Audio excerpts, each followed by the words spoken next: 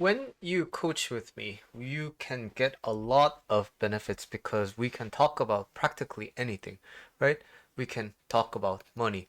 We can talk about application of your skill. We can talk about how to live a more, fulfilling life being in service of other people. We can talk about relationships. We can talk about, family matters. We can talk about, personal, whatever it is, whatever the topic is. I'm a general life coach, right?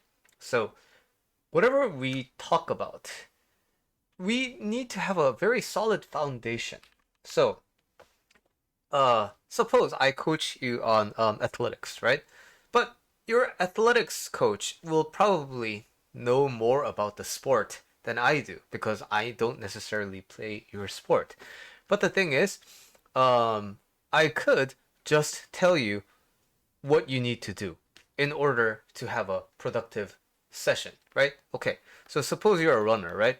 So you're running, and your running coach will tell you, like, I don't know, like placement of heels and breath and stride length or width. Okay, so these are things your coach can tell you to, what to do. Now I can say, okay, so make sure you listen to him and or her and think consciously, right? Breathe through it and be, mindful. Okay, so these are generally good tips, but anybody can give it to you, right?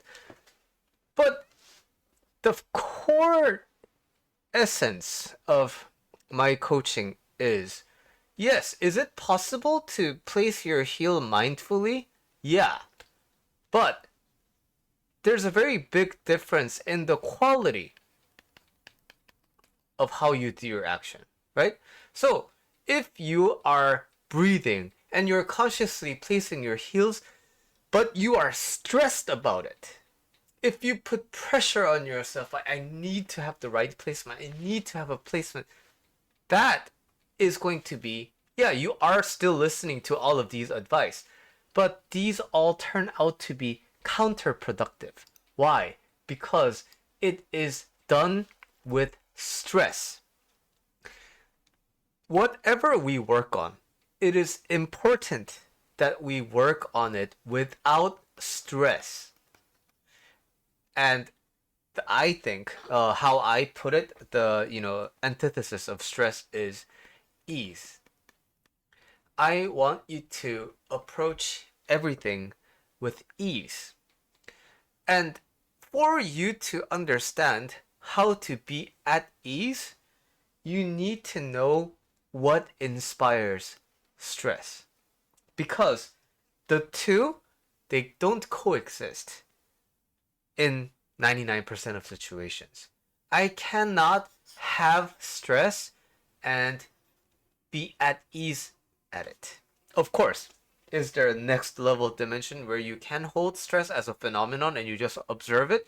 Yeah, but if you already can do that, you wouldn't be here, right?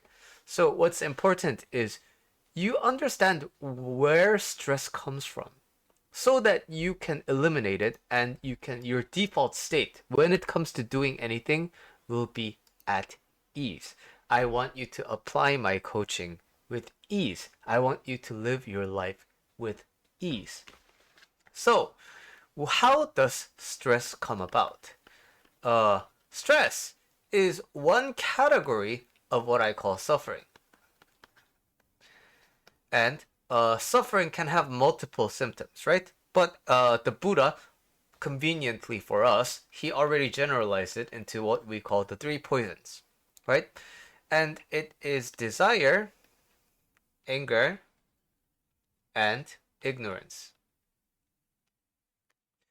So when you have these three, it is highly likely that you are going to suffer. So again, I'm reiterating that stress and suffering are kind of synonymous to me, and I want to explain to you the mechanism of suffering so that you can relieve it and be at ease. The most important thing about desire is that we need to differentiate between a clean desire and dirty desire. These are my terms, right?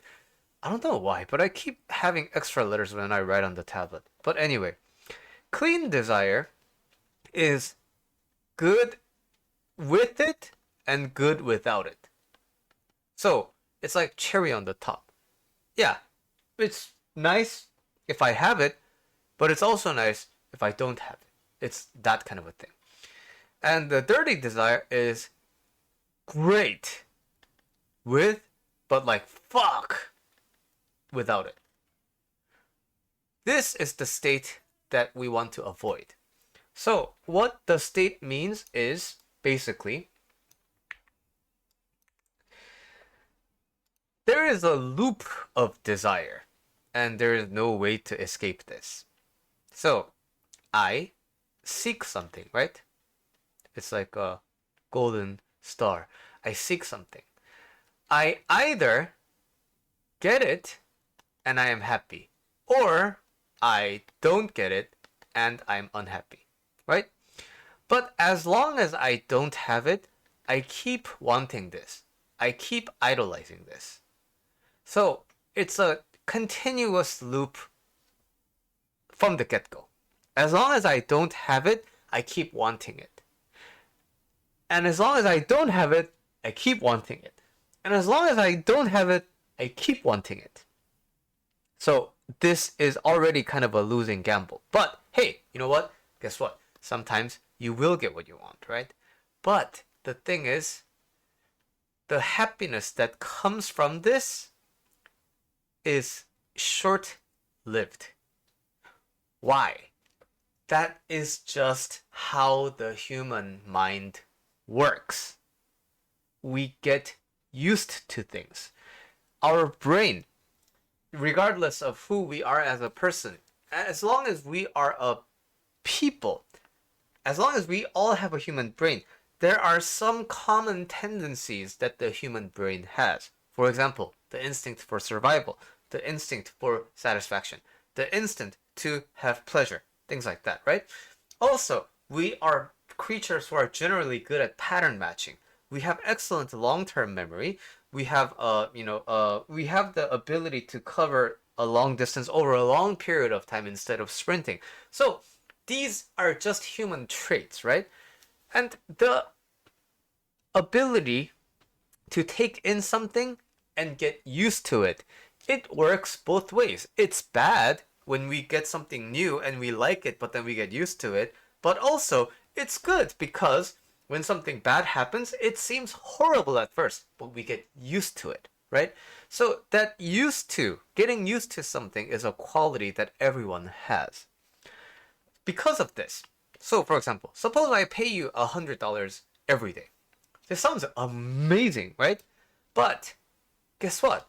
After about a year or two, wouldn't you take it for granted? Wouldn't you think that this is just what Billy does? And so if I say, hey, I'm gonna stop paying you, then you would be disappointed. Why? You wouldn't think, oh, well, I had free money from Billy for like 10 days. That's crazy. Thank you so much, Billy. No, instead of thinking that, you would be like, wait, why are you taking back something you were giving me for free? This is just how the human mind works. We have to be aware of this pattern. So what will eventually happen is, yeah, we do get what we want, but the novelty of the joy will fade out and we will find ourselves in we will find ourselves back square one. This is the ending loop of desire. As long as you have this, we don't even need to talk about anything else. As long as you clearly understand this, you have to understand why you are stressed. As long as you are in pursuit of something for happiness, there is no way you can be at ease because of this mechanism. So the important thing for you is realize, hey, guess what? All I have to do to not be miserable is drop this.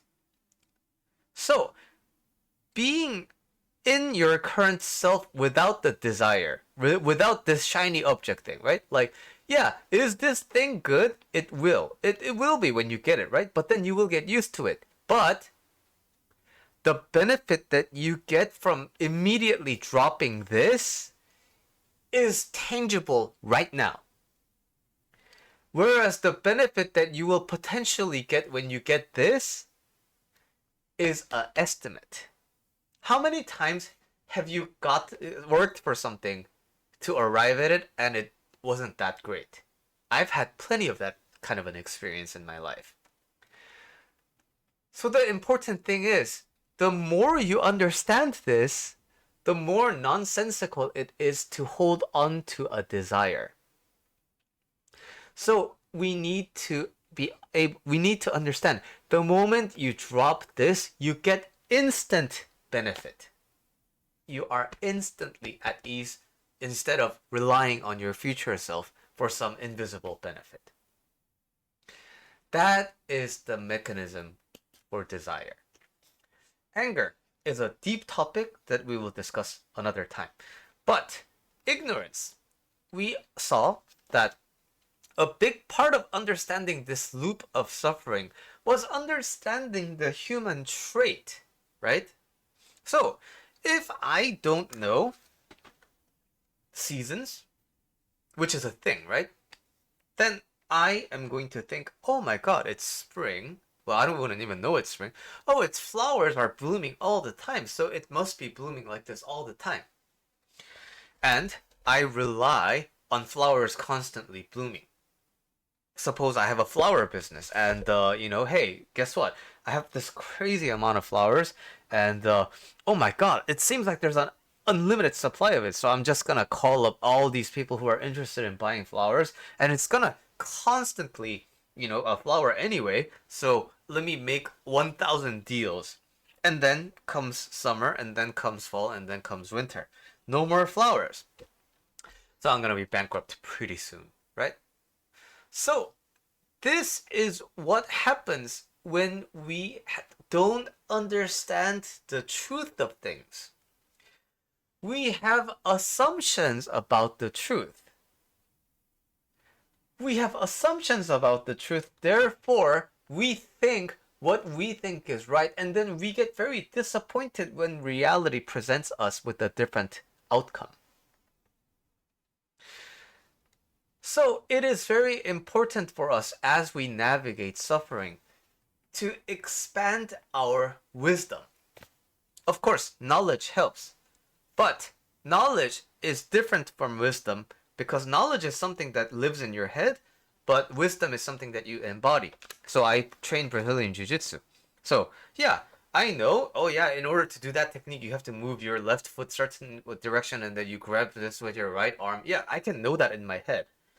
But if I've never done it in a real combat situation before, it's not my technique. I know of the technique, but I don't know the technique. So it is very important for us to always be embodying the knowledge that we get. So for today, these are the two factors that are very important in eliminating your suffering. And these are things, and especially the desire portion, is something you can let go of like right now, not even later today. You can let go of it right now and you're going to see immediate benefit. But of course, we will come to discuss, but I can't. If it were so easy, then I would have, but I can't. So how do I let go of this desire? So let's talk about that along with anger in the next video.